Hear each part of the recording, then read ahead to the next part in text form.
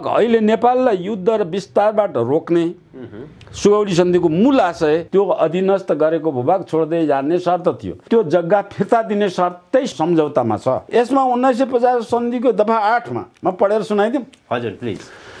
दफा 8 मा के लेखेको छ भने नेपालीमा यसको अनुवाद, जहाँ तक यहाँ जिकिर गरिएका कुराहरूको सम्पर्क छ ती सबैमा यो सन्धिले भारतका तर्फबाट ब्रिटिस सरकार औ नेपाल सरकारका बीचमा भएका यस अघिका सबै सन्धि पत्र, स्वीकार पत्र, कबुलनामाहरूलाई खारेज गरिन्छ भनेर लेखेको छ। 1950 मा भएको सन्धिको दफा 8 मा यस अघिका सन्धि, सम्झौता पत्र, आदान प्रदान पत्र, रेटिफिकेसन सबै खारेज गरिन्छ। यस अघिको केही पनि कायम रहन्न भनेपछि त्यो खारेज भित्र त सुगौली सन्धि पनि खारेज भयो। सुगौली सन्धि खारेज भउनुको भन्नेको मतलब सुगौली सन्धि पूर्वको नेपाल यथावत कायम भयो। 100 वर्ष पुगेपछि बेलायतले छोड्यो, चीनले त्यसलाई फिर्ता लियो। 19वटा प्रमाण नेपालसँग छ।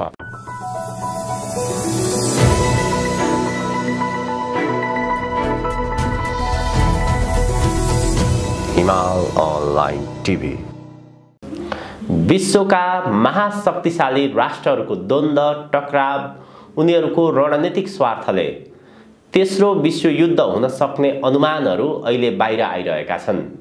यति बेला नै नेपालमा विशाल नेपालका कुराहरू उठिरहेका छन्। सुगौली सन्धि वास्तवमा के थियो? त्यसपछि सन् 1950 मा नेपाल र भारत बीच भएको मैत्रीपूर्ण सन्धि के थियो? नेपालले सुगौलीमा गुमाएको जमिन फिर्ता गर्ने आधारहरू के छन्? यी विषयमा आज हामी कुराकानी गर्दैछौँ इतिहासविद, लेखक, प्राध्यापक डाक्टर शास्त्रदत्त पन्तसँग। डाक्टर साहब, स्वागत छ यहाँलाई। धन्यवाद। सुगौली सन्धिको विषयलाई लिएर अहिले पनि विभिन्न प्रकारका आशंकाहरू जन्मिन्छन्। वास्तवमा त्यो सुगौली सन्धिपछि नेपाल जसरी पूर्व मेचीदेखि महाकालीसम्म सीमित रह्यो, नेपालको 1/3 जमिन गुमायो नेपालले सुगौली सन्धिपछि। आज कार्यक्रमको सुरुवात चाहिँ कहाँबाट गरौँ भने जसरी यो सुगौली सन्धिको विषयमा आज पनि चर्चा छ। यो विषय, त्यो सुगौली सन्धि चाहिँ वास्तवमा के थियो भन्ने अहिले पनि छलफल चलिरहेको छ। सुगौली सन्धि के हो, त्यहीँबाट सुरुवात गरौँ न आज। सुगौली सन्धिमा बाहिर देखिएको कारण, इतिहासले लेखेको कारण र वास्तविक कारण सुगौली सन्धिका दुईटा कुरा छन्। सुगौली सन्धि इन्डियाको शासनमा बेलायती शासन नहुँदै इन्डियाको कम्पनी सरकारले चलाएको, कम्पनी सरकारको शासन भएको बेलाको सन्धि हो। यो सन्धिको यथार्थ कुरा के हो भने अहिलेको जस्तो इन्डिया थिएन, इन्डिया एकत्रित थिँदै थिएन। इन्डियामा अहिलेको इन्डियामा 665 भन्दा बढ्ता राष्ट्रहरू, राज्य, राजा, रजौटाहरू थिए। हजुर हजुर। ती एकत्रित भएर एउटै राष्ट्र भएर बलियो आउन सक्ने सम्भावना चाहिँ तिनीहरूमा न्यून थियो। त्यो सम्भावना थिएन। त्यस मानेमा अहिलेको इन्डियाले बेलायतलाई अहिले मालिक मान्छ। अहिले पनि इन्डियाले बेलायतलाई मालिक मान्छ, किनभने त्यो इन्डियाले कहिले एकत्रित गर्न नसकेको इन्डियालाई बेलायतले, कम्पनी सरकार र बेलायत सरकारले त्यसलाई एकत्रित बनाएर अहिलेको इन्डिया बनाइदियो। त्यसो हुनाले अब नेपालसँग बेलायतले र इस्ट इन्डिया कम्पनी दुवैले नेपालसँग धेरै फाइदा लिए, नेपालसँग धेरै चाहिँ गरे, तर नेपाललाई छिन्नभिन्न पारेर गए। तिनीहरू बेइमान, अङ्ग्रेजहरू साह्रै बाई बर्थ नै बेइमान जात हो। अङ्ग्रेज भने दुष्ट जात हो। इन्डिया चाहिँ त्यो एकत्रित हुनै नसक्ने इन्डियालाई यत्रो ठुलो गुणलाई एकत्रित हुन नसक्ने इन्डियालाई चाहिँ एकत्रित गराइदिएर विशाल इन्डिया बनाइदिए। त्यो इन्डियालाई उल्टो नेपालमा चाहिँ नेपालका गोर्खा पल्टनहरूलाई लिएर गए, नेपालका हात्तीलाई प्रयोग गरेछ, नेपालका वन जङ्गलहरू प्रयोग गरेछ। इन्डियामा कम्पनी शासन भएको बेलामा जति रेल इन्डियाको आज छ त्यो रेलको सबै पटरी नेपालबाट चाहिँ निर्यात भएको, नेपालको काठबाट रेलको पटरी चाहिँ जम्मै इन्डियाले प्रयोग गरेको हो। अब यी सबै नेपालबाट थुप्रै शोषण गरेर अन्त्यमा बेइमानी के गर्यो भने नेपालबाट सापटी लिएको अथवा बन्दकी लिएको त्यो चाहिँ पूर्व पश्चिमको भूभाग जुन चाहिँ इन्डियाले लिएको त्यो बन्दगी लिएको भूभाग हो, त्यो बन्दगी भूभागलाई राइनाम सरह गरेर चाहिँ त्यसले फिर्ता नगरिकन बेइमान गरेर गयो। यस मानेमा हेऱ्यो भने इन्डियाको लागि ब्रिटिस गभर्मेन्ट मित्र हो, नेपालको लागि ब्रिटिस गभर्मेन्ट बेइमान हो, अमैत्री व्यवहार गरेर गएको छ। यो ब्याकग्राउन्डको कुरामा चाहिँ ल्या। अब तपाईँको प्रश्नमा आउँछु म, सुगौली सन्धि किन भयो भन्दाखेरि सुगौली सन्धि सुगौलीमा विवाद भएको अत्यन्त सानो कुरा, अथवा चाहिँ न्यू खोजुवा कम्पनी सरकारले न्यू खोज्न आएको त्यो त्यहाँ सुगौली नजिकै एउटा चाहिँ नेपालको सीमा क्षेत्रको तीन ताकको व्यापार भनेको हाटमा हुन्थ्यो। हाट बजार लाग्थ्यो, हरेक गाउँ गाउँमा हाट बजार लाग्थे। त्यो हाट बजार लाग्दाखेरि तत्कालीन स्थानीय सरकारहरू जे नाउँका भए पनि ती स्थानीय सरकारहरूले हाट बजारमा कर उठाउँथे। त्यो कर उठाउनेमा इन्डियाले कम्पनी सरकारले कसैलाई ठेक्का दिएको थियो। त्यो ठेक्का दिएको ठेकेदारले आफ्नो सीमा छोडेर नेपालको नजिकैको नेपालको चाहिँ त्यो हाट बजारमा कर उठाइराख्यो। नेपालले उठाइराखेको करमा इन्डियन आएर उठाएपछि नेपालको कर उठाउने स्थानीय इकाइ र इन्डियाको स्थानीय इकाइको बिचमा झगडा भयो। त्यो झगडा भएपछि इन्डिया कम्पनी सरकारले त्यसलाई के ल्यायो भने त्यो हाट लाग्ने क्षेत्र इन्डिया हो भनेर कोचलो मच्चायो। अनि नेपालले चाहिँ 1 इन्च जमिन पनि छोड्न त राज्यलाई चाहिँ गाह्रै हुन्छ नि त। नेपालले हामीले अहिलेसम्म तिरो भएर उठाएर चाहिँ ट्याक्स कर सबै हामीले उठाएको कहाँ त्यो तिम्रो हुन्छ, त्यो हामीले छोड्दैनौँ भन्यो। त्यही विवादमा चाहिँ झुक्क्याएर त्यो विवादमा चर्काएर लिएर गएर इन्डियाले चाहिँ सुगौली सन्धि गरेर त्यो सुगौली सन्धिको त्यही विवादको कारण नेपालले त्यो चाहिँ एउटा गाउँ विकास एउटा हाट लाउने क्षेत्रलाई तत्कालै छोडिदिएको भए बरु यो चाहिँ रन्थोमल हुन्थ्यो कि हुन्थेन थाहा छैन। किनभने त्यो न्यू खोज्न मात्रै आएको, नेपालसँग झगडा गर्नलाई त्यो मूल कारण केही थिएन। तर नेपालले चाहिँ त्यो नछोड्नको कारण, त्यस बेलाको सरकारले नछोड्नको कारणले अब यो चाहिँ सुगौलीको सन्धि गर्न पर्ने वातावरण आयो, जुन सन्धिमा नेपालले धेरै भूभाग छोड्नु पर्यो। अब धेरै भूभाग छोड्नु पर्ने अवस्थामा त्यो सन्धिमा यसको चाहिँ प्रत्यक्ष अगाडि दिएको ऐतिहासिक कुरा यो हो। तर यथार्थ कुरा के हो भन्दाखेरि नेपाल त्यस बेला चाहिँ पहाडी युद्धमा यति कुशल थियो कि नेपालसित लड्न विश्वका कुनै पनि देश, अरू देश त आएकै थिएनन्, तर बेलायती कम्पनी सरकार चाहिँ जहाँ पनि पराजित हुन्थ्यो र उसको युद्ध कला नेपालीको जस्तो युद्ध कला थिएन।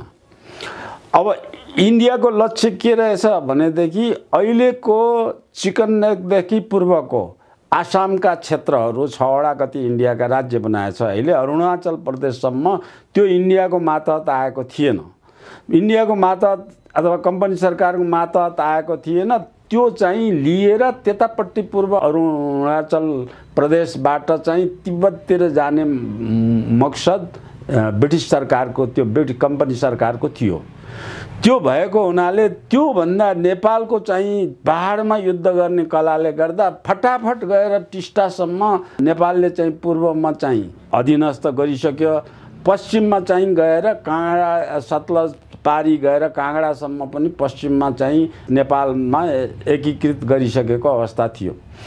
त्यो अवस्था एकीकृत गरेको अवस्थाबाट चाहिँ नेपाललाई यो क्षेत्रबाट त्यो मेचीदेखि पूर्व नजानको निमित्त अलिकति नेपालको भाग अथवा दार्जिलिङ लगायतको सिक्किमको आधा सिक्किम, सतलजदेखि पूर्व सिक्किम पनि नेपालको भाग हो। सिक्किम पनि त्यस बेला नेपाल भइसकेको थियो आधा, अथवा टिस्टादेखि पूर्वको सिक्किम आधा सिक्किम नेपालमा आइसकेको थियो, आधा बाँकी थियो। सिक्किमको त्यस्तो बेलामा इन्डियाको त्यो सुगौली ट्रिटी गराउनुको मकसद के थियो भने त्यो भूभाग इन्डियाले अधीनस्थ गरेर जितेर लगेको भूभागको रूपमा नभएर नेपाललाई युद्ध गर्न रोक्ने, त्यहाँबाट अगाडि युद्ध गर्न रोक्ने हिसाबले इन्डियाको कम्पनी सरकारको चाहिँ नेपालको युद्ध विस्तार गर्ने नीतिलाई रोक्ने खालको आशयले त्यो सन्धि गराइएको थियो। त्यो सन्धिमा स्पष्ट लेखिएको छ कि अब अहिलेको मेचीदेखि पूर्वमा नेपालले चाहिँ विस्तार गर्नलाई जान पाइने छैन र सिक्किमको राजासँग विशेष त्यो सन्धिको दफा यहाँ कुरालाई चाहिँ मैले यो स्पष्ट गरेर अङ्ग्रेजीमा यो नेपाल इन्डिया बोर्डर प्रब्लम यो चाहिँ किताबमा डिटेल यसका सबै डिटेल कुराहरू यसमा छन्। यो अङ्ग्रेजी पढ्नेहरूको लागि विश्वभरका मान्छेलाई थाहा होस् भनेर मैले यो किताब लेखेको। यो बेलायतकोले अनलाइनमा पनि यो किताबलाई राखेको छ, बेलायतले चाहिँ अनलाइनमा पनि राखेको छ। अब यो कतिले हेरे मलाई थाहा छैन। अब त्यसो नेपाली जनताले पनि थाहा पाउन् भनेर फेरि यो नेपालीमा नेपाल भारत सीमा समस्या भन्ने किताब नेपालीमा पनि मैले लेखाइदिएको छु, नेपालीमा पनि प्रकाशित गरिदिएको छु।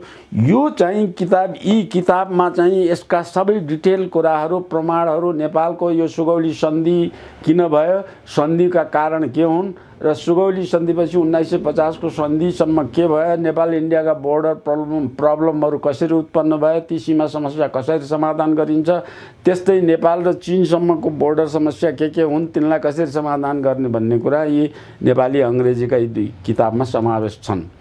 अब यस क्रममा मैले तपाईँलाई चाहिँ लिएर गएको यसको मकसद, सुगौली सन्धिको मुख्य आशय, अहिले सुगौली सन्धिको ट्रिटीले त्यो आशय अनुसार नेपालले युद्ध विस्तार गरेर अरू क्षेत्रफल नओगटोस्, त्यही सीमित भएर बसोस् भन्ने चाहना हो।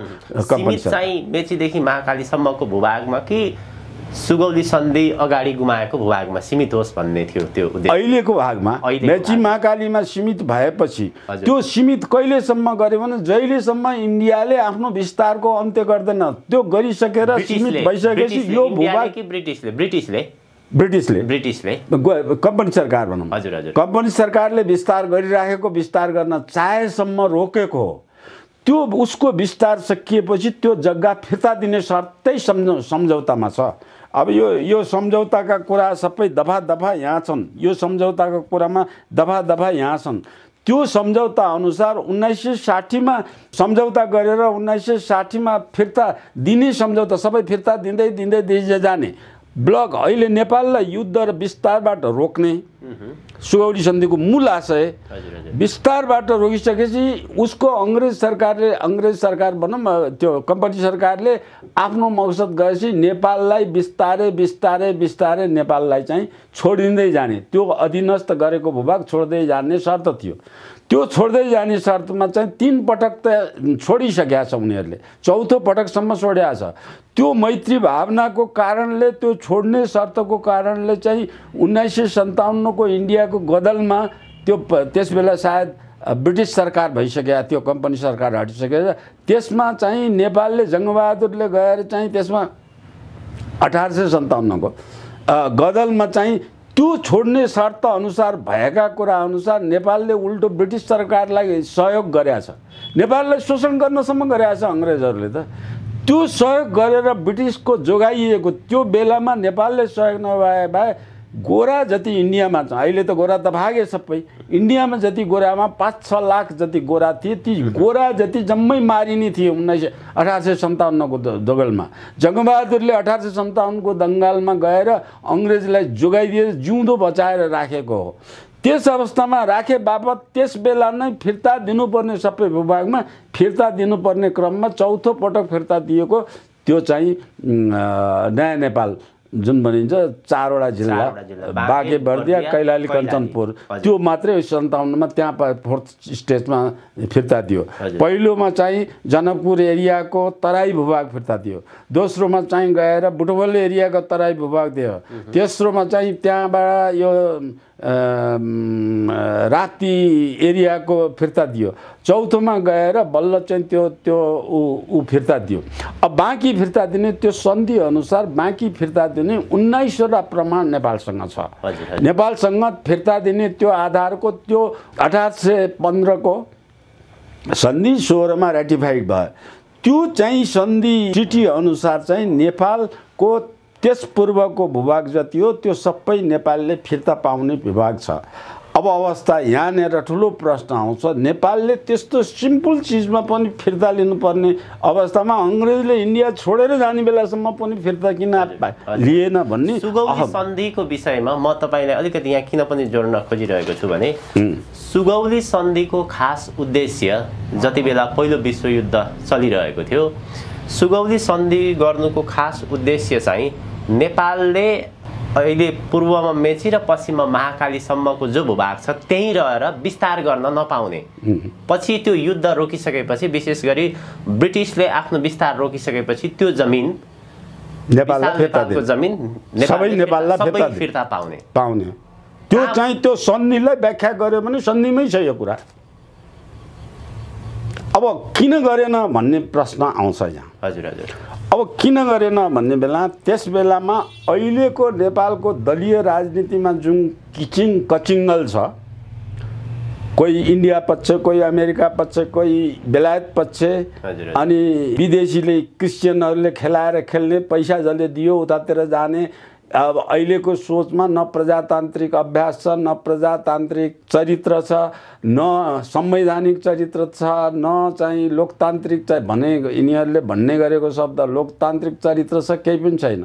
पैसा विदेशीले कता कता घुमाए, त्यताबाट घुम्ने वातावरण, त्यस किसिमको वातावरण त्यस बेलामा दरबारमा थियो। दरबारभित्र त्यस बेलामा यति ठुलो किचिङ्गल थियो कि धन्न नेपाल जोगिन नसक्ने अवस्थाको किचिङ्गल थियो।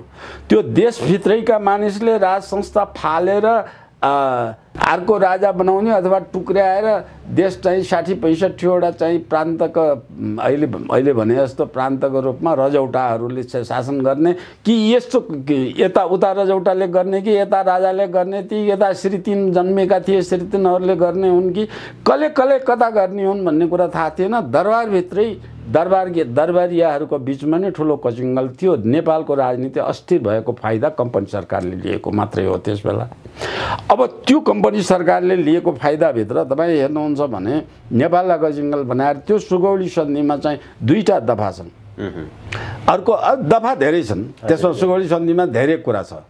त्यो चाहिँ 2 लाख रुपियाँ नेपालले चाहिँ कम्पनी सरकारले नेपाल जीवन्त भएसम्म यो नेपालको चाहिँ आन्तरिक विकासको निमित्त आन्तरिक त्यो व्यवस्था मिलाउनलाई सबै राजाले नेपालको राजाले तत्कालीन राजाले जसलाई जसै गराउन चाहन्छ त्यसअनुसार क्षतिपूर्ति बाबत त्यो चाहिँ नेपालले सीमित रहेर युद्धमा नगरेर शान्तिपूर्ण सीमित रहेर अथवा यसलाई आजकलको भाषामा भन्ने हो भनेदेखि शान्ति प्रस्ताव माने बापत नेपालको क्षतिपूर्ति बापत 2 लाख रुपियाँ, त्यसबेला रुपियाँ भनेको भारू हुन्थ्यो, 2 लाख भनेको अहिलेको भाषामा 2 खरब भन्दा बढी होला त्यो रकम अहिलेको मूल्यमा भन्ने हो भने। त्यो 2 लाख रुपियाँ राजाले क्षतिपूर्ति बाबत हरेक वर्ष नेपालको शासन मेन्टेनेन्स गर्नको लागि दिने भनेको छ त्यो कम्पनी सरकारले। अनि 2 लाख रुपियाँ चाहिँ फेरि अर्को 2 लाख रुपियाँ चाहिँ उसले नेपाललाई रेगुलर नेपालको आम्दानीको बेसिसमा चाहिँ त्यो तिरो बापत अथवा बन्दकी लिएको जग्गाको ब्याज बापत अथवा कसैले चाहिँ ठेक्का पट्टामा लिएको जग्गाको चाहिँ अधिया ठेक्का लियो भने धानमुरी अधिया के तिर्छन् नि त्यो तिरे बापत वार्षिक 2 लाख रुपियाँ त्यसलाई पनि वार्षिक 2 लाख वर्षको 4 लाख रुपियाँ कम्पनी सरकारले नेपालमा दिने भनेको छ। त्यो जितेर लिएर अधीनस्थ गराएको जग्गामा क्षतिपूर्ति ब्याज बापत भनेर पैसा दिन खोज्छ कम्पनी सरकारले दिने चाहन्छ। त्यो प्रमाणको रूपमा मैले भनिरहेको छु। यस्ता 19वटा सलिड प्रमाण छन् जुन प्रमाणले त्यो चाहिँ सन्धि त्यो जग्गा चाहिँ फिर्ता गर्ने अवस्था आएकोमा नेपालको राजनीति अवस्था कमजोर भएको हुनाले तत्कालै अवस्थामा त्यो फिर्ता लिन कचिङ्गल भएर रहेको छ। जुन सुगौली सन्धिपछि नेपालले जुन जमिन गुमायो त्यो जमिन फिर्ता नहुनुमा ब्रिटिसहरू बेमान भएर त्यो जमिन फिर्ता भएन कि अथवा हामीले पहल प्रयास गर्न सकेनौँ, हामीले क्लेम गर्न सकेनौँ? दुईटै कुरा। हजुर। ब्रिटिस बेइमान त नेपालको लागि ब्रिटेनले गर्नसम्म ठुलो बेइमान गरेको छ, ब्रिटिस बेइमान त हुँदै हो। हजुर। इन्डिया छोड्दाखेरि त नेपाललाई बुझाउन आउनुपर्ने अवस्था। अब यो लिखित डकुमेन्ट छैन तर के भने इन्डियाले त्यस बेलाको ब्रिटिस गभर्मेन्टले इन्डियाका चाहिँ उसले जितेर लिएका जति राज्यहरू छन् आफ्नो राज्य फिर्ता लिन आऊ भनेर सार्वजनिक नोटिसै निकालेको थियो बेलायत गभर्मेन्टले, ब्रिटिस गभर्मेन्टले, ब्रिटिस इन्डियाले भनौँ नोटिस निकालेको थियो। अब इन्डियाका 665वटा राज्य जति स्वतन्त्र थिए ती सबै आएर त्यस बेलामा चाहिँ राज्य सञ्चालन गर्नुपर्ने क्षमतामा भएनन्। 2-4वटा राज्य मात्रै आफूले सञ्चालन गर्ने भन्ने किसिमको इन्डियामा ब्रिटिस गभर्मेन्ट। अब यो इन्डियाको कम्पनी गभर्मेन्ट र ब्रिटिस गभर्मेन्ट दुईटा गभर्मेन्ट बुझ्नुपर्छ अलग अलग। यो पछिल्लो अवस्थामा ब्रिटिस गभर्मेन्ट हो, बेलायत सरकारले अवस्था हो। त्यसले नोटिस निकालेर आफ्नो धरोटी राखेको तिमीहरूले मैले लिएको फिर्ता लिन आऊ भनेर निकाले बेलामा इन्डियाका 7-8 वटाले फिर्ता लिने योजना बनाए थिए। त्यो फिर्ता लिने योजनामा जम्मू काश्मीरकोले दिएकै थिएन। जम्मू काश्मीर लगायतका गोवा, दमन, दीव यति यिनीहरू त स्वतन्त्र नै थिए। अब अहमदाबाद स्वतन्त्र नै थिए। कैयौँ स्वतन्त्र देशहरू समेत इन्डियामा चाहिँ इन्डियाको त्यस बेला बनेको नेहरूको गभर्मेन्टको पालामा सरदार वल्लभभाई पटेल यस्तो भयो कि हिमालयदेखि तल कुनैलाई पनि चाहिँ अङ्ग्रेजले एकीकरण गरेको त छोड्ने होइन त्यो भित्र उसले एकीकरण गर्न बाँकी पनि यसैभित्र हाल्ने भने एउटा कडा कठोर मनको एउटा चाहिँ साम्प्रदायिक अङ्ग्रेज जस्तै साम्प्रदायिक सरदार वल्लभभाई पटेल भन्ने तत्कालीन गृहमन्त्री भारतीय काङ्ग्रेसको त्योको जोड बलले ती सबै देशलाई पनि एकीकरण गर्यो। त्यो एकीकरण गर्दा नेपाललाई फिर्ता दिनु जग्गालाई पनि फिर्ता दिएन, उल्टो नेपाल पनि इन्डियामै हाल्ने भन्नेतिर नेपाल, सिक्किम, भुटान, जम्मू काश्मीर सबै इन्डियामा हाल्नेतिर त्यो लडाइँमा त्यो मान्छे लागेको हुनाले यो चाहिँ त्योसँग चाहिँ नेपालले चाहिँ लडेर फिर्ता लिन सक्ने वातावरण त्यो अङ्ग्रेजको पछिल्लो कालमा बोलाएर नेपाल गएन। किनभने राणा विरुद्ध अभियान चलिसकेका थियो। राणा फाल्ने अवस्था, राणा एकदम कमजोर अवस्थामा थिए। अहिलेको सरकार नेपालको जस्तो कमजोर छ त्यस बेलाको राणा सरकार त्यस्तै कमजोर थिए। अनि पहिलो सुगौली सन्धि गर्ने बेला चाहिँ दरबारको राज परिवारको सरकार त्यत्तिकै कमजोर थियो, त्यस्तै नाजुक अवस्था। नेपालको यो तीनवटा स्टेजको अवस्था अत्यन्त नाजुक राजनीति भएको अवस्था नेपालको इतिहासमा छ। तर पनि नेपाली जनताको वीरता, शूरता, नेपाली जनताको चाहिँ अठोटको कारणले नेपाल स्वतन्त्र सार्वभौम भएर रहन सक्यो।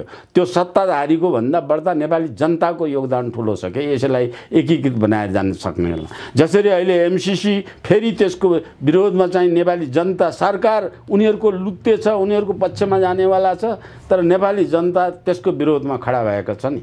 त्यस्तै गरेर नेपालको राष्ट्रियता जोगाउनुमा नेपाली जनताको ठुलो हात छ र ठुलो हात अनुसार राष्ट्रियता जोगाउने अवस्थामा छ। अब त्यस कारणले अब नेपालको टिस्टादेखि सतलज पारीसम्मको जग्गा नेपालले चाहिँ फिर्ता पाउन अहिले पनि यथेष्ट प्रमाण छन्। तर अहिले फेरि फिर्ता पाउने जनताले जुन चाहिँ यो सहयोग गर्ने वातावरण बनेको बेलामा सरकार लुत्ते छ, सरकार छँदै छैन, सरकार प्रो इन्डियन छ, सरकार प्रो अमेरिकन छ। प्रो अमेरिकन भएको कारणले चाहिँ अमेरिकाले इन्डियाको सपोर्टमा गर्छ। अहिले चाहिँ इन्डियाको झ्यालबाट नेपाललाई हेर्न लागेको छ अमेरिकाले। त्यो अवस्थाको सरकार कमजोर भएको कारणले गर्दा अहिले तत्कालै त्यो जति प्रमाण भए पनि यो सरकार नबदलिकन अथवा यो राजनीतिक सिस्टमलाई नै परिवर्तन नल्याइकन एउटा सुदृढ राष्ट्रवादी शक्तिको सरकार नबनेसम्म त्यो तत्कालै फिर्ता पाउने जति प्रमाण भए पनि जति भोग्लाए पनि भोग्लाएन भनेपछि कहिले खान दिन्छ।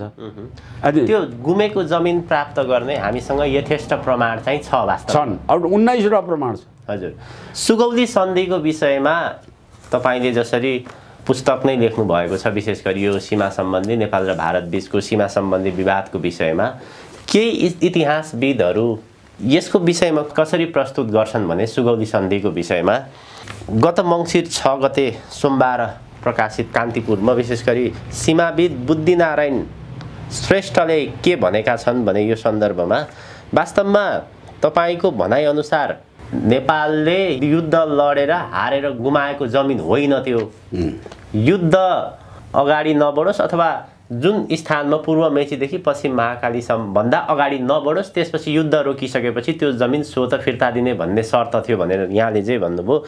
सीमाविद बुद्धिनारायण श्रेष्ठले के भनेका छन् भने सुगौली सन्धिमा युद्धग्रस्त इलाका नेपालका महाराज धिराजले इस्ट इन्डिया कम्पनीलाई सुम्पी बक्सनेछ भनिएको छ। त्यस्तै अर्को धारामा नेपालको पूर्वी क्षेत्र मेचीदेखि टिस्टासम्मको भाग गोर्खालीले 40 दिनभित्र खाली गर्नुपर्नेछ भन्ने लेखिएको छ भनेर सीमाविदले भनेका छन्। उहाँको त अर्को प्रकारको भनाइ आयो फेरि कसरी? त्यो दफा सबै नआएपछि एउटा दफा पिकअप गर्यो भने त्यस्तै भनाइ आउँछ। हजुर, फेरि सञ्चार माध्यममा के भने यी कुरा चाहिँ होल किताबमा एउटा किताबमा अटाउने कुराको 2 लाइनमा लेख्यो भने के आउँछ? त्यो सत्य कुरा त आउँदैन। यो जम्मै कुराहरू चाहिँ आएर त्यसपछि कतिवटा ट्रिटी भएछ, त्यो उसको मात्रै आधा दर्जनभन्दा बढ्ता ट्रिटी छ। त्यो दार्जिलिङ र सिक्किमको इस्ट इन्डिया कम्पनी, दार्जिलिङ र सिक्किमको बिचमा, नेपालको बिचमा चाहिँ आधा दर्जन जति सम्झौता छन्। ती सम्झौतामा बेला बेलामा परिवर्तन हुन्छ। कुनैले कुनै सम्झौताको कुनै दफालाई पिकअप गर्छ, कुनैले कुनै सम्झौताको कुनै दफालाई पिकअप गर्छ। त्यसमा पनि हैरान भएर मैले यो किताबमा म्याक्सिमम राख्न खोजेको। मैले पनि सबै समावेश गर्न सकेको छ कि छैन भन्ने कुरा। अर्को कुरा, यी ट्रिटीमा भएका जति समझदारीहरू ट्रिटीमा, सबै ट्रिटीहरूमा लेखिएका छन्, त्यसको भाषा, त्यस बेलाको भाषा, अनि त्यसपछि यति जटिल भाषा छ र यति जटिल व्याख्या गर्नुपर्ने कुरा छ कि त्यसमा भाषाविदको पनि सहभागी भएर व्याख्या गर्नुपर्ने अवस्थामा छन्।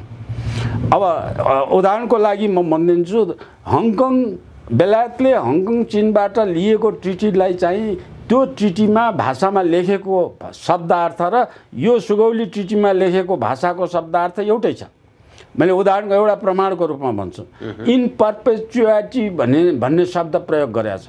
त्यो भनेको व्याख्या, त्यसको वर्ल्ड वाइड व्याख्या भएको चाहिँ चीनले व्याख्या के गर्यो भने त्यो सन्धि गर्ने मान्छे बाँचेसम्म मात्रै त्यो जग्गा दिएको भन्ने अर्थ लगाए त्यसमा। त्यसलाई त्यो अर्थ होइन भनेर बेलायतले त्यति अवधिमा त्यो सही गर्ने, हङकङलाई दिनेले सही गर्ने, मरेपछि पनि हङकङ फिर्ता दिएन अङ्ग्रेजले, अङ्ग्रेजकै मातहत राख्यो।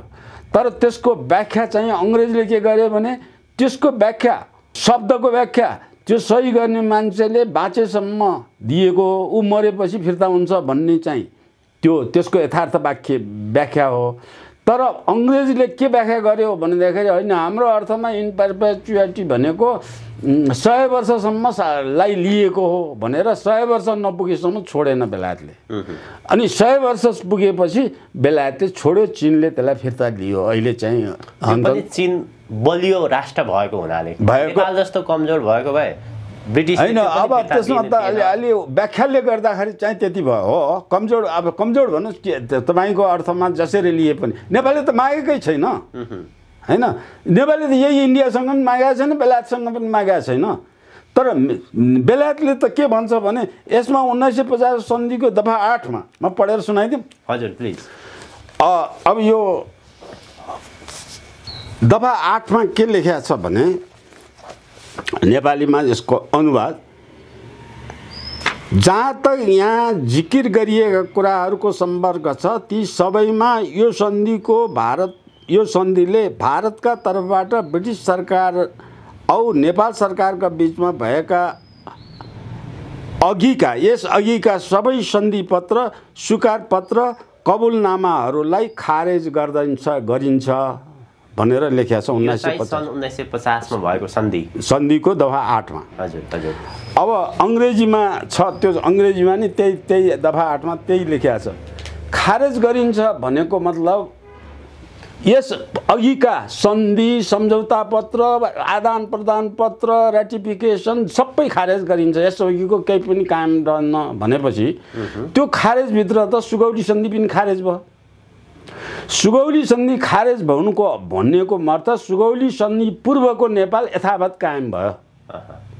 त्यो यथावत कायम हुनलाई इन्डियाले चाहिँ दिएन। अनि दोस्रो चाहिँ इन्डियाले जबरजस्ती राखे। अघि मैले भने जस्तो इन्डियाले अहिलेसम्म उथेल गरेर राखै छ।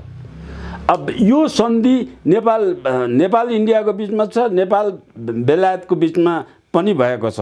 अब यो राणा शासन छँदैको अवस्थामा पनि राणाहरूले पनि यो सन्धिको हिसाबले चाहिँ राणाहरू कमजोर भएको अवस्था, तिनीहरूले झट्टै माग्न सक्ने अवस्था थिएन। यसै त यहाँ भित्र क्रान्ति छाइरहेको थियो राणा विरुद्धमा होइन। त्यसमाथि अब त्यो जग्गा पनि ल्यायो भने क्रान्ति गर्न झन् सजिलो ठाउँ हुन्छ भनेर चाहिँ त्यसमा चुप लाएर बस्नु नै बेस्ट ठाने राणाहरूले त्यसमा चुप लाएर बस्छ। किनभने त्यहाँ त अलि शिक्षा विद्यालय, कलेज सलेज भएको ठाउँ समेत छ त्यसमा होइन। दार्जिलिङमा पनि छन् त्यत्रो शिक्षालयहरू, काङ्गडा किल्लातिर पनि छन्, देहरादुनतिर छन्, गोरखपुरसम्म नै छ। त्यो गोरखपुर पनि नेपाल हो। त्यो चाहिँ हिसाबले आएको यो हिसाबको अङ्ग्रेजहरूले लिएको भएर यो राणाहरूले कमजोर भएको बेलामा दाबी गरेनन्। अब अहिलेको कमजोरी त ती सबै दरबारको कमजोरी मैले भने जुन बेला सुगौली स्टेटी गर्ने बेला दरबार कमजोर थियो। त्यसपछि 1950 को सन्धि गर्ने बेला राणा कमजोर थियो। अहिलेको अवस्था भन्नुहुन्छ भने दल कमजोर छन्। यहाँनिर मैले सुगौली सन्धिको विषयमा तपाईले कुरा उठान त गर्नुभयो। सुगौली सन्धि के भयो, त्यसको सुगौली सन्धि गर्नुको खास उद्देश्य के थियो त्यो तपाईले बताउनु भयो। सन् 1950 मा नेपाल र भारत बीच भएको जुन मैत्रीपूर्ण सन्धि भनेर भनिन्छ, दोस्रो विश्व युद्धको विश्रामपछि सन् 1939 देखि 45 सम्म दोस्रो विश्व युद्ध भयो। त्यसपछि नेपाल र भारत बीच मैत्रीपूर्ण सन्धि भयो 1950 मा। यो सन्धिको उद्देश्य खास के थियो? किन नेपाल र भारत बीच यो सन्धि भयो? यसको मूल उद्देश्य चाहिँ खास के थियो? हैन, त्यो सन्धिको मूल उद्देश्य त सन्धिमै लेखा छ। मूल उद्देश्यहरू चाहिँ किन गर्नु पर्यो? नेपाल र भारतले मैत्रीपूर्ण सन्धि किन गर्नु? त्यो कुरा चाहिँ त्यो किन गर्न पर्यो भन्ने कुरा अरू कुरा पनि त्यो सन्धिसँग छ। दुईटा देशको मैत्री सन्ध, अथवा नेपालका मान्छेले भारतमा गएर काम गर्न पाउने, पासपोर्ट नलगाउने, भिसा सिसा चाहिँ राख्न आवश्यकता नपर्ने, भारतीय मान्छे दफा 6 मा छ यो कुरा। भारतका मान्छे नेपालमा आएर रोजगार गर्न पाउने, नेपाल सीमामा पासपोर्ट भिसा केही पनि लागू गर्न नपर्ने। अब त्यो हटाइयो के भने राणाकालमा चाहिँ इन्डिया जानलाई भिसा सिस्टम थियो, तर अहिलेको जस्तो छापिएको त्यस्तो पासपोर्ट सिस्टम थिएन। त्यसबेला जिम्मल र मुखियालाई अधिकार दिएको हुन्थ्यो। यो जिम्मल र मुखियाले लेखेको भिसा जिम्मल मुखियाले लेख्थे, जुन गाउँको हो त्यही गाउँको जिम्मल मुखियाले लेख्थे। त्यो भिसा लाएर इन्डियामा त्यही देखाएर इन्डिया जाने आउने थियो। त्यो पनि 1950 को सन्धिले खारेज गरेर स्वतन्त्र जाने आउने व्यवस्था गरेको छ, काम गर्न स्वतन्त्र पाउने व्यवस्था गरेको छ, आवाज रोजगार गर्न पाउने व्यवस्था गरेको छ। यो सबै त मैत्री सन्धिभित्र पर्यो। तर त्यही सन्धिभित्र बेलायतसित पनि यो भएको सन्धि त्रिपक्षीय सन्धि हो। यो उसको नेपालको ब्रिटिस आर्मी र ब्रिटिस गोर्खामा समेतको सन्धि पनि यही बिचमा त्यही सँगसँगै भएको छ। अब त्यो सन्धि भएसँग इन्डियासँग नेपालले बेलायतले चाहिँ के राखिदियो भने दफा 8 राखिदियो र त्यो यस पूर्वका सबै सन्धि खारेज हुन्छन् भने सुगौली सन्धि खारेज गर्यौँ, जग्गा तिम्रो भयो लिएर जाऊ भनेर बेलायतले छोडेर गयो। हैन, इन्डियाले चाहिँ दिएन। त्यहाँ सरदार वल्लभभाई पटेल नेहरू बरु त्यसबेला अलि नरम थियो होला, नेपालले गरे भए नेहरू चाहिँ बरु त्यति नरम थियो। वल्लभभाई पटेल एकदम क्रूर स्वभावको मान्छे, एकदम तानाशाही, एकदम दमनकारी प्रवृत्तिको भएको हुनाले सबै एकीकरण गर्नेमा चाहिँ उसले त नेपालै खानुपर्छ भन्ने त्यो नीति चाहिँ अहिलेसम्मको अवस्थामा आएको अवस्था छ। अब त्यो कारणले गर्दा फिर्ता दिएन। फिर्ता माग्न चाहिँ अब राजाले क्रमशः राजा महेन्द्रको आयु छोटो भयो। राजा महेन्द्रले यस्ता इन्डियाले मुठ्याएका चिज एक गरेर नेपालले फिर्ता लिँदै आएका थिए। वीरेन्द्रले पनि त्यसलाई निरन्तरता दिँदै आएका थिए। त्यो स्टेज आउनु बेलाको थाहा पाएको अब दार्जिलिङको त्यो के अरे दार्जिलिङ पार्श्व परिषदको अध्यक्षले अब नेपालको त्यो इन्डियाको संविधानको दफा 3 को 3 उपदफा अन्तर्गत दार्जिलिङ त्यो 1950 को सन्धिले छोडिसकेको भूभाग भएको हुनाले इन्डियाको संविधानमा दार्जिलिङ सिक्किमको त्यो भूभाग इन्डियाको संविधानले समेटेको छैन, नेपालमा छोडेको छ। नेपालका लम्फूहरू, तत्कालीन शासनका लम्फूहरूले त्यो भूभाग चाहिँ नेपालको इन्डियाको संविधानले नराखेपछि स्वतः नेपाली भाषी तिनीहरू, त्यो आसामका नेपाली भाषीहरू स्वतः भाषी नेपालभित्र राख्ने भनेर जुन प्रयत्न गरेर त्यसबेला इन्डियाले संविधानले नसमेटेको नेपालको स्वतः इन्डियाले छोडेको बेलामा पनि नेपालले पनि लिएन, इन्डियाले पनि लिएन। त्यही कारणले गर्दा दार्जिलिङवासीहरू हामी 14औं अञ्चल 15औं अञ्चल भनेर 15 अञ्चल दार्जिलिङ, त्यसबेला 14 अञ्चल थिए, 15 अञ्चल दार्जिलिङ भनेर 15 अञ्चल दार्जिलिङको घोषणा इन्डियाको संविधानमा छैन। त्यो संविधान नेपालको संविधानमा समावेश गरेर त्यो भूभाग हामीले आउँछौँ भनेर डेलिगेसन आएर उसले गरेर राजा वीरेन्द्रलाई भेटेको सम्म छ। हजुर, सरसर्ती हामीले नेपाल र भारत बीच भएको सन् 1950 को सन्धि हेर्दाखेरि यो नेपालको हितमा छ कि अहितमा छ, पहिलो कुरो। दोस्रो कुरो, कहिलेकाहीँ राजनीतिक दलहरूले, केही बौद्धिक वर्गहरूले अथवा माओवादीले पनि त्यति बेला जनयुद्ध सुरु गर्दाखेरि नेपाल र भारत बीच भएको सन् 1950 को असमान सन्धि खारेज गर्नुपर्छ भन्ने उसले आवाज उठाएको थियो, प्रस्ताव पनि राखेको थियो। खास गरी यो के हो, नेपालको हितमा अहितमा के हो खास? यो सबैभन्दा महत्त्वपूर्ण कुरा तपाईले प्रश्न उठाउनु भयो। यो प्रश्न महत्त्वपूर्ण छ। त्यो प्रश्न उठाएर 1950 को सन्धि खारेज हुनुपर्छ भन्नेमा नेपालको हित र अहित, भारतको हित र अहित भन्ने छ। नेपालको हित र दफा 1 र दफा 8 नेपालको हितमा छ। अरू सबै दफा नेपाल र इन्डिया दुवैको हितमा छ। तर खारेज हुनुपर्छ भन्नेहरू इन्डियाको पक्षले त्यो भूभाग नेपाललाई फिर्ता नगरेर इन्डियामै छोड्नुपर्छ भनेको हो। त्यो भन्ने मान्छे राष्ट्रघाती हो। त्यो दफा नै 1950 को सन्धि खारेज हुनुपर्छ भनेपछि दफा 8 जो नेपाललाई छोडेको दफा त्यही सन्धिभित्र छ, त्यसलाई खारेज गर्ने भनेको त इन्डियाको पक्षमा बोलेको भयो। त्यो खारेज गर्नुपर्छ भन्ने इन्डियाका दलाल हुन्। खारेज गर्ने बित्तिकै हामीले सुगौली सन्धिमा गुमाएको जमिन त फिर्ता पाउँदैनौँ, किनभने त्यो पाउने ठाउँै हुन्न। सन्धिमा नै धारा 8 मा जति पनि त्योभन्दा अगाडि सन्धि सम्झौता भएका थिए त्यो सबै खारेज हुन्छ भन्नुको अर्थ त्यो जमिन त अब अथवा नेपालको हो भन्ने कुरो त्यो लाग्छ। त्यो अब नेपालको हो भन्ने कुरा यसको अंग्रेजले त्यो दफा किन राखे भने पृथ्वीनारायणको सिद्धान्त अनुसार युद्धरत विस्तार गर्ने। पृथ्वीनारायणको सिद्धान्त पृथ्वीनारायण त बितिसकेपछि पनि सिद्धान्त विस्तार कायमै थियो। युद्ध त पृथ्वीनारायण शाहको सिद्धान्त अनुसार भएको थियो। पृथ्वीनारायण शाहको सिद्धान्त अनुसार कत्रो राज्य भने हिमवत खण्ड नेपाल हो। हिमवत खण्डको भूभाग नेपाल जति हिमवत खण्ड हो, त्यो हिमवत खण्ड भूभाग हो। त्यसमा चाहिँ त्यो क्षेत्र असली हिन्दुस्तान हो। त्यसलाई असली शुद्ध हिन्दुस्तान, त्योदेखि बाहेकको हिमवत खण्डदेखि बाहेकको क्षेत्र चाहिँ अङ्ग्रेजहरूले र मुसलमानहरूले अशुद्ध बनाइसकेका छन्। त्यसकारण शुद्ध भूभागलाई जोगाउनुपर्छ। त्यो जोगाउनेमा चाहिँ हामीले खाँडो पखाल्ने ठाउँ गङ्गाको नदीमा गएर खाँडो पखाल्ने भनेर सूत्र लगाएको थिए। त्यही सूत्र अनुसार अङ्ग्रेजहरू डराएका हुन्। अङ्ग्रेज डराएर यो सुगौली सन्धि त्यही आधारमा बनाएका हुन्। कैलाश पर्वत जुन छ हिमवत खण्डको मध्यस्थान भाग हो। कैलाश पर्वतबाट जति नदीहरू निस्कन्छन् त्यो नदीले घेरेको क्षेत्र हिमवत खण्ड हो। त्यो कैलाश पर्वतबाट नदीले घेरेको क्षेत्र भनेको कैलाश पर्वतबाट पूर्व दक्षिण बग्ने पन्जाब 5 वटा नदी छन्। त्यो पाकिस्तान सिन्धु समेटेर चाहिँ इन्डिया बे अफ बङ्गालसम्म आउँछन् तिनीहरू। अनि दक्षिण क्षेत्रमा कैलाशको दक्षिण क्षेत्रमा चाहिँ गङ्गा जमुना गङ्गोत्री यमुनोत्री लिएर नेपालका सबै चाहिँ कोशी कर्णाली गण्डकी नदीहरू चाहिँ दक्षिण भेगमा चाहिँ बगेर जान्छन्। ती सबै जहाँसम्म मिलिन्छन् त्यो मिलेको भागदेखि उत्तरपट्टिको भाग, अनि उत्तरपट्टि कैलाशबाट निक्लेको पूर्व दक्षिण भएर जाने नदी वाङ्गो चाहिँ चीनतिर वाङ्गो हुन्छ। हाम्रो यता पछि आएपछि ब्रह्मपुत्र हुन्छ। त्यसले घेरेको यति नदीले घेरेको भूभाग जुन हो त्यो चाहिँ हिमवत खण्ड हो। नेपालको सक्कली त्यस बेलाको सत्ययुगदेखिको भूभाग चाहिँ हिमवत खण्ड त्यत्रो हो।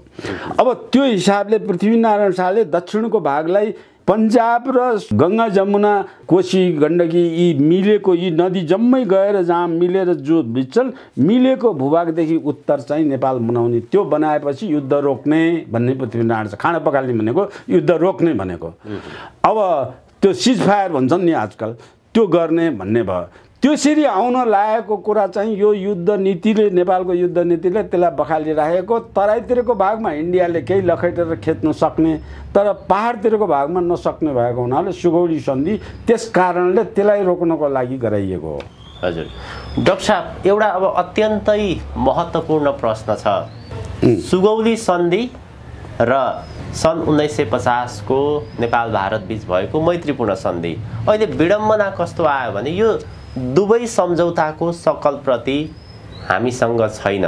नेपाल सरकारले त्यसो भनिरहेको छ। यसभन्दा अगाडिका परराष्ट्र मन्त्री प्रदीप गेवालीले पनि यो दुवै सन्धिको हामीसँग ओरिजिनल कपी छैन, हामीले यसको खोजी नीति गरिरहेका छौँ भनेर भनेका थिए भने नारायण खड्का अहिलेका परराष्ट्र मन्त्रीले पनि यसको ओरिजिनल कपी नेपाल सरकारसँग छैन भनेर भनेको छ। यो सम्झौताको ओरिजिनल कपी किन नेपाल सरकारसँग छैन? यो कसरी हरायो अथवा नियतपूर्वक गायब गरियो? हामीले नेपालमा यसको मिसप्लेस भए पनि हामीले इन्डियासँग यसको प्रति माग्न सक्छौँ, त्यसै गरी बेलायतसँग प्रति माग्न सक्छौँ। यो गायब हुनुको बडो रहस्य छ डाक्टर साहब, के हो यो? भाइ प्रश्न जिनाइन्सो नभए तर यसलाई आम जनताले बुझ्ने गरेर बनाउनलाई अलि लामो व्याख्या गर्नुपर्छ। हजुर। अब यो नेपालको प्रति गायब गराउने बेलामा त्यो प्रति किनेर ल्याएर लाखौँ रुपियाँमा बेचेर त्यो कागज जसले राखेको थियो, त्यो राख्ने मानिसले त्यो गायब गराउनलाई अब इन्डियाले जुन दिइराखेको छैन, इन्डियाकै लगानीमा चाहिँ कसैले गायब गराएको हुन सक्छ। मेरो ख्यालमा गायब भएको छैन भनिएको छ। हजुर हजुर। अब यहाँनिर चाहिँ नष्ट गरियो, जलाइयो होइन, नष्ट गर्ने जलाउने त कुरै आउँदैन। किन कुरा आउँदैन भन्नुहुन्छ भने यो चाहिँ 2028 सालमा लागेको नेपालको आगो, सिंहदरबारमा लागेको आगोमा डढ्ने अवस्थामा भएको त्यो बक्सहरू जुन डढ्ने अवस्थामा भएको छ, त्यो जिम्मा लिने, परराष्ट्रको जिम्मा लिने महत्त्वपूर्ण कागज भएको ती बाकसहरू चाहिँ समय आगोभित्र पसेर आगो सिंहदरबारमा लागेको बेला त्यो कोठा नलाग्दै आगोभित्र पसेर रातभरि त्यो कागज राख्ने मान्छे चाहिँ रातभरि बसेर जिउको परवाह गर्दैन, यो देशको ठुलो हो, म मरे मर्छु भनेर त्यो मानिसले सबै कागज जोगाएछ।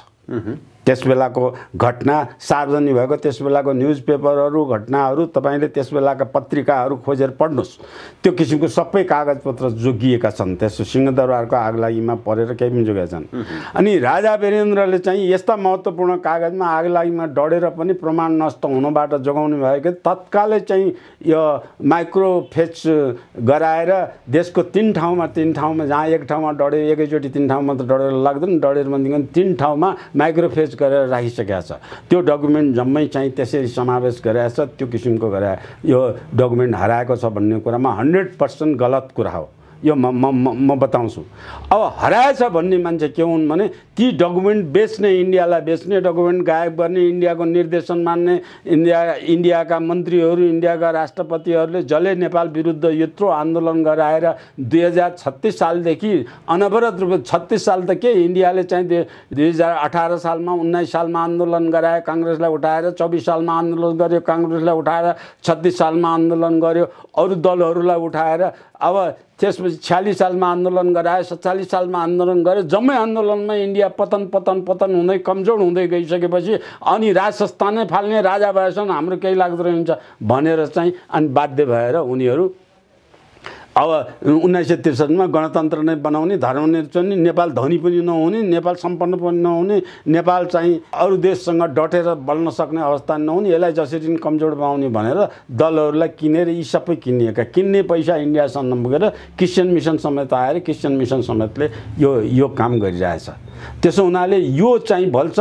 त्यो भन्छ भने जो चाहिँ गेवालीले भने अथवा एमाले गायब गर्ने पक्षमा काम गर्यो, इन्डियाको पक्षमा, अब अहिलेको नारायण खड्काले भने कङ्ग्रेसले गायब गर्ने काम गर्यो इन्डियाको पक्षमा, यी जम्मै दलाली काम गर्ने हुनाले यिनीहरूले भनेको कुराको भरमा नेपाली जनताले चाहिँ त्यो भरमा नेपाली जनतालाई मैले आह्वान गर्न चाहन्छु, यिनीहरूमाथि विश्वास नगरियोस्। यिनीहरू दलालै हुन्, इन्डियाका हुन्, अमेरिका हुन्, बेलायतका दलाल हुन्, युरोपका दलाल हुन्। यिनीहरूले भनेको कुरा नेपालका कागजपत्र यिनीहरूलाई विश्वास गर्ने अवस्थामा छैन। यिनीहरूले भनेको कुरामा विश्वास नगरियोस् भन्छु म। अब अर्को कुरा चाहिँ किन भन्यो, के गरियो भन्ने कुरामा त्यो गर्ने मान्छेमा विश्वास नगरियोस् भन्दा अर्को के पनि विश्वास नगरियोस् भनेदेखि 1950 को सन्धि खारेज गर्नुपर्छ भनेर जसले प्रस्ताव गर्छन् त्यो इन्डियाको प्रस्ताव हो। इन्डियाले खारेज गराउने अवस्थामा उसमा चाहिँ रहनु पर्ने हुन्छ, खारेज गर्ने अवस्थामा चाहिँ रहनु पर्ने हुन्छ। त्यो अवस्थामा चाहिँ यी दलाली सत्तामा बस्नेहरू धेरै दलाली छन्।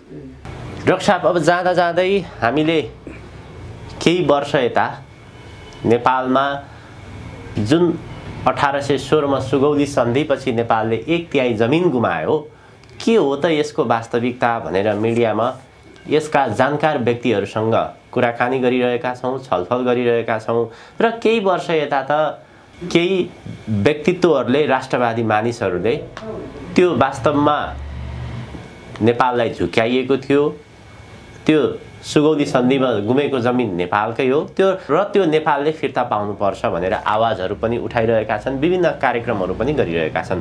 अब मुख्य प्रश्न चाहिँ के आयो भने अब त्यो गुमेको जमिन प्राप्त गर्ने कसरी त हामीले कानुनी आधार हेर्दाखेरि हामीसँग सम्झौताको दस्तावेज नै चाहियो, सम्झौताको दस्तावेज छैन भनेर भनिन्छ। कसरी अघि बढ्ने त्यो सुगौली सन्धिमा? त्यो सम्झौता दस्तावेज छैन भन्नेहरू दलाल हुन्, इन्डियाका दलाल हुन्, त्यो भनिसके। त्यो दस्तावेजले हराइदिने कि त्यो दस्तावेज माइक्रोचिप्समा नेपालभित्रै छ, अरू ठाउँमा पनि त्यो एक ठाउँमा मात्र 3 ठाउँमा राखिया छ। तिनीहरूको परराष्ट्र मन्त्रालयको उनीहरूले चोरेर लुगाएको होला नि, त्यो अर्कै कुरा। तर त्यसको कपी इन्डियामा पनि छ, युएनओ मार्फत इन्डियाबाट लिन सकिन्छ। इन्डियाले त दिन चाहँदैन, युएनओ मार्फत इन्डियाबाट लिन सकिन्छ। अब बेलायतसँग पनि त्यसको कपी छ। मलाई लाग्छ अहिलेको बेलायतले चाहिँ त्यो कपी दिन्छ, किनभने नेपालमा धेरै डकुमेन्ट बेलायतले दिएको छ। नेपालका डकुमेन्ट त्यो कपी चाहिँ बेलायतबाट लिन सकिन्छ। 3 ठाउँमा त्यो कपी छ। अब त्यो विभिन्न विश्वका उत्कृष्ट लाइब्रेरी अफ कङ्ग्रेस भनेको अमेरिकामा पनि त्यो कपी पाउन सकिन्छ, त्यो बेलायतको लाइब्रेरीमा पनि पाउन सकिन्छ। त्यो समस्या होइन। त्यो नदिने बाखड इन्डियाको पक्षमा बोलेको हुन् कि मात्रै हुन्। त्यो समस्या देखाएर चाहिँ त्यो समस्यामा आउने कुरालाई बाधा हाम्रो प्रमाण छैन भनेको इन्डियालाई चाहिँ त्यो जमिन फिर्ता नलिने भन्नेहरूको भावना हो। त्यो जमिन फिर्ता लिने यथेष्ट प्रमाण छन्। मैले भने 19वटा प्रमाण विश्वका अन्तर्राष्ट्रिय जगतबाट दिएका छन्। मैले किताबहरूमा निकालेको छु। यो किताब बजारमा पाइँदैन होला, यिनीहरू किताबहरू मैले चाहिँ धेरै किताबहरू यसरी लेखेको छु। यी किताबमा सबै प्रमाण छ। नेपाली जनताले यो पढ्न पाएछन्। पाठ्यक्रममा राख्नुपर्छ यस्ता कुराहरू। पाठ्यक्रममा अरू देशमा संसारका पाठ्यपुस्तकमा 6 क्लास न 10 क्लासदेखि अवेर बनाएर जनताले ल्याउँछ। यहाँ त नेपालको सरकारै जम्मै इन्डियाको सरकार र अमेरिकाको पक्षका सरकार बनेर लिएर आउँछ। उनीहरूले पैसा दियो, पैसा खाएर चाहिँ भाडाका सिपाही भएर नेपालभरि सधैँभरि अशान्ति पर्ने, गरिब बनाउने, नेपालीले नेपालमा रोजगार गरेर खान नपाउने वातावरण बनाउने, 80 लाख मान्छेभन्दा बढ्ता विदेशमा जाने वातावरण यिनी दलले इन्डियाको निर्देशनमा सबै काम गरिरहेछन्। अब यो सबै कामको निमित्त तपाईको यो मिडियामा 1 दिन 2 दिन 3वटा लेक्चरमा एउटा 2टा कुरा मात्रै भन्न सकिन्छ। यो जम्मै डिटेल त 20औं लेक्चर चाहिन्छ। एक-एकवटा आइटमको 1950 को सन्धि मात्रै, सुगौलीको सन्धि मात्रै, त्यो सन्धिसँग जोडिएका कागज मात्रै, त्यो पत्रको फोटोकपीहरू त्यहाँ चाहिँ समावेश गरेर फटाफट देखाएर कुन सन्धि कहिले के भयो भन्ने कुराहरू छन्। त्यसपछि बाहिर सेमिनारहरू, गोष्ठीहरू गरेर त्यसको प्रमाणको विज्ञहरू बसेर छलफल गरेर त्यसको भाषाविद बसेर त्यसको भाषाको व्याख्या गरेर त्यो जनसमक्ष पुर्याउनु पर्छ। अब यो जनसमक्ष पुर्याउनुबाट शिक्षा पद्धति मुख्य हो। नेपालको भएको अन्यायमा परेका कुराहरू चाहिँ पाठ्यक्रममा 9, 10 क्लास, 8 क्लास पढ्ने विद्यार्थीदेखिले यो विषय सामाजिक शिक्षाभित्र, नेपालको राष्ट्रियताभित्र, नेपालको शिक्षाभित्र, सोसल स्टडिजभित्रका कुराहरूमा समावेश गरेर पढाए पो नेपाली जनता जागरुक भएर आउँछ। यी दलका कार्यकर्तालाई यही गलत कुरा सिकाइराखेका हुन्छ। राजा महेन्द्र खराब, महेन्द्रले गरेको खराब, इन्डियाले गरेको इन्डिया ठिक, बेलायत ठिक, अमेरिका ठिक, नेपाल बेठिक, नेपालको राजा बेठिक, नेपालको एरिया बेठिक, इन्डियाले अकुपाई गरेको इन्डियाकै जग्गा हो, टिस्टा पारी पनि इन्डिया नै हो, काला पानी बारी नै इन्डिया नै हो भनेर भन्ने। यी भन्नेहरूमा म तपाईलाई चाहिँ एउटा तपाईको अलिकति टाइम लिन्छु। हजुर डाक्टर साहब, हामी लगभग कार्यक्रमको अन्त्यतिर छौँ। ल बुझ्यो। त्यो एउटा कुरा चाहिँ तपाईले चाहिँ यसमा लिएर आउने, मैले यस्तो समस्या इन्डियासित मात्रै छ के, चीनसँग छैन। चीनको सीमाभित्र परेराखेको चीनका चाहिँ ती 15वटा जिल्लासँग हाम्रो सीमा विवाद थियो भनेर पहिले भनिरहेको छ। अहिले 15वटा जिल्लाभित्र चाहिँ जम्मै जिल्लाभित्र सीमा सर्वे गरेर आएपछि नेपालमा चाहिँ नेपालले चीनसँगबाट उल्टो नेपालले भनेको ठाउँमा सन्धि यति सहजसँग भएछ नेपालले दाबी गरेको सबै चीनले छोडिदिएछ। चीनले छोडेर नेपालको क्षेत्रफल बढाएको छ। चीनले नेपालले सीमा मिलाउँदा जाँदा 2139 वर्ग किलोमिटर चाहिँ नेपालमा आएको छ। 1836 वर्ग किलोमिटर चीनमा गएछ सीमा मिलाउँदा। त्यसपछि आजसम्म केही सीमा विवाद समस्या छैन। त्यो इन्डियामा त्यो समस्या हरेक दिन दिनदिनै बढ्दै गर्छ। जबसम्म इन्डियामा चाहिँ बोर्डर सेक्युरिटी फोर्स नेपालको सीमामा लागू गर्यो, लागू गरेको त्यो राजा वीरेन्द्रको हत्या हुनुभन्दा 1 हप्ता 2 हप्ता अगाडिबाट त्यो लागू गरेको हो।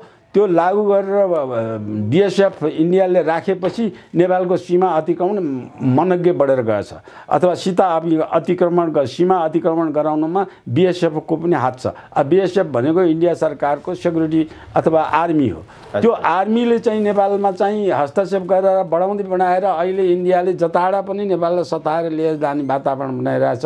त्यो वातावरणको पक्षधरमा बोल्ने आम नेपाली जनता जागरुक हुनु पर्यो। त्यो पक्षधरमा बोल्ने, नपढिकन बोल्ने, नजानिकन बोल्ने, झुटा कुरा बोल्ने यी किसिमको गरेर चाहिँ नेपालको अराष्ट्रिय तत्त्वहरू हुन्। त्यो अराष्ट्रिय तत्त्वहरू चाहिँ नेपालबाट हटाउनको निमित्त यी तत्त्वहरू सबै त्यो युद्ध गर्ने दल नेपालका जति छन् ती दल सबै त्यस्ता तत्त्वभित्र छन्। ती तत्त्व आफ्नै देश विरुद्ध युद्ध गर्ने तत्त्वलाई नेपाली जनताले राम्ररी चिनेर, मैले भन्छु त्यो हावाको घरमा दलले भनेर चाहिँ दलले दिएको तालिमको आधारमा नेपाली जनता बोल्ने होइन, हावाको घरमा नेपाली जनताले बोल्ने होइन। यो तथ्य कागजपत्र पढेर विद्यालयमा पढ्न फोर्स बनाउनु पर्यो। त्यो तथ्य लिएर बहस गरेर ज्ञानसिप लिएर अनि त्यो चाहिँ प्रमाणको आधारमा बोल्ने बानी आम नेपाली जनतालाई मिडियाले बाहेक अब नेपालीको राष्ट्रिय स्वतन्त्र राष्ट्रियताले भरिएको नेपाली मनले बाहेक अरू दलका कुनै पनि मान्छेले गर्न सक्ने अवस्था छैन। हजुर डाक्टर, अत्यन्त धेरै धन्यवाद। यो एउटा राष्ट्रियताको विषयमा, देशको विषयमा, एउटा संवेदनशील विषयमा प्रमाणसहित नेपाली नागरिकलाई प्रष्ट धारणा राखिदिनु भयो। अत्यन्त आभारी छु यहाँको महत्त्वपूर्ण समय र विचारको लागि। यहाँलाई धेरै धेरै धन्यवाद। धन्यवाद यहाँलाई पनि।